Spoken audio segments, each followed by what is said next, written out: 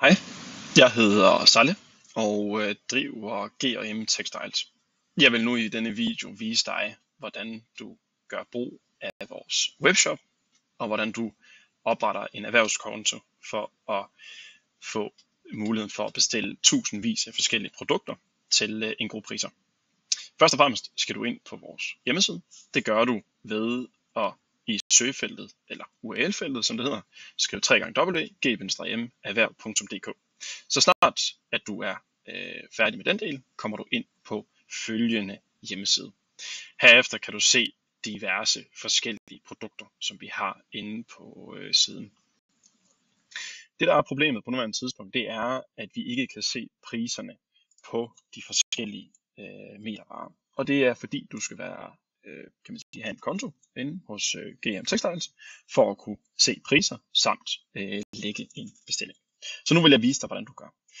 Du har 3 muligheder for at komme ind og oprette en konto. Enten så kan du klikke på login for pris, oprette en BTB-konto, eller klikke her øverst i højre hjørne på den her lille figur. Så det gør vi til at starte med.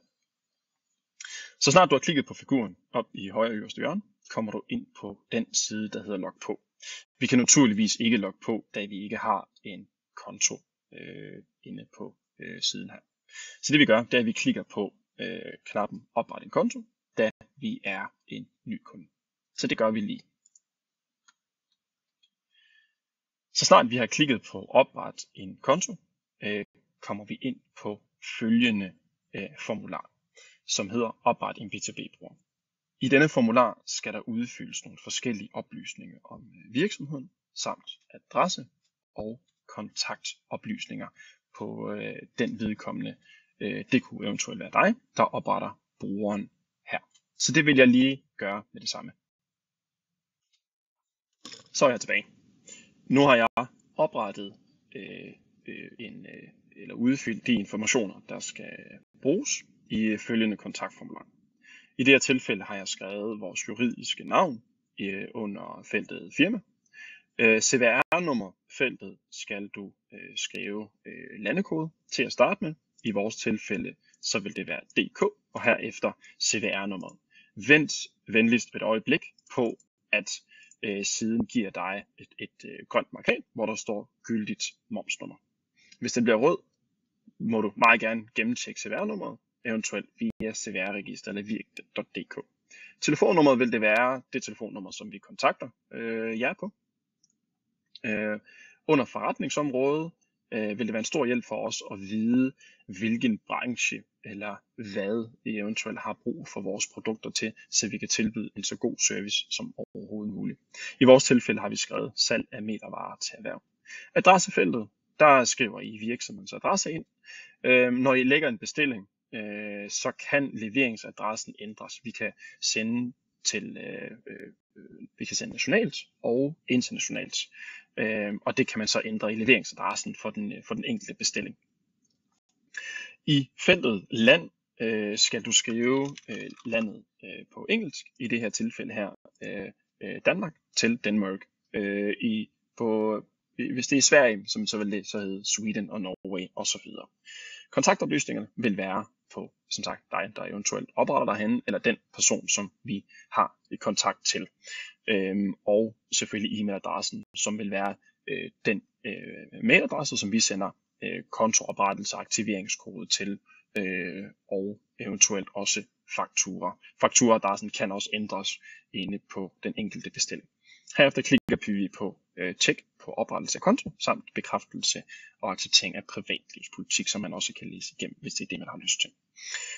Alt ser fint ud, og vi får det hele tjekket igennem, og klikker derefter på knappen opret konto.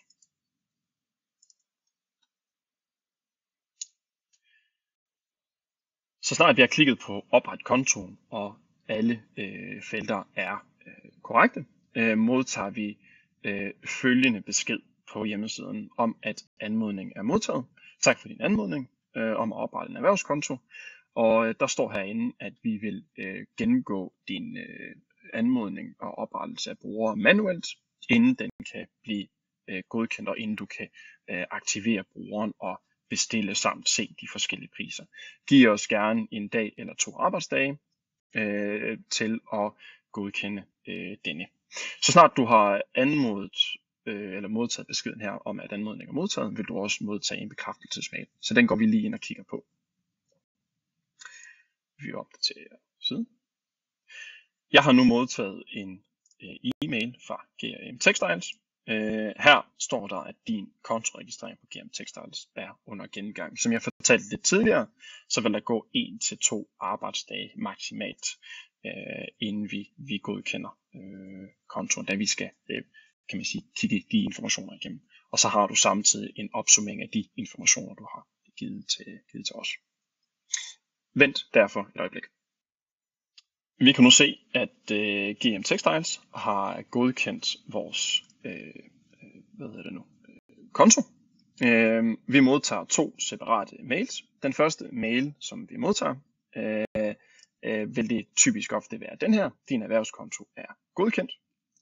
Herinde fremgår det, at kontoen er godkendt, og vi herefter skal ind på en separat e-mail, der hedder aktivering af kundekonto, og en guide til step by step, hvordan vi ligesom får gjort det.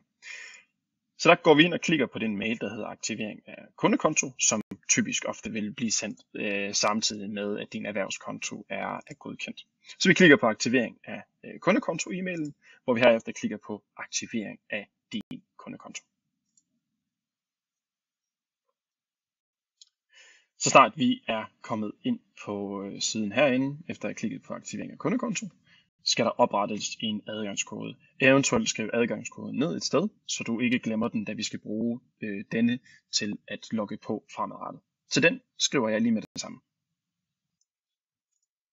Nu har jeg angivet den adgangskode, jeg gerne vil benytte mig af under adgangskoden, og så har jeg så gentaget adgangskoden under bekræftet adgangskoden. Herefter klikker jeg på aktivere konto.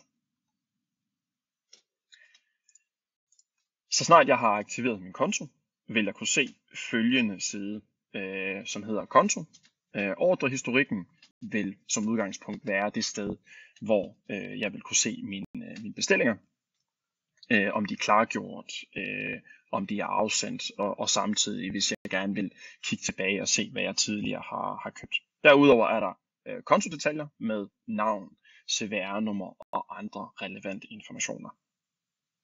Nu kan jeg besøge hjemmesiden og se de forskellige metervarer samt priserne på de forskellige materialer inde på hjemmesiden herinde.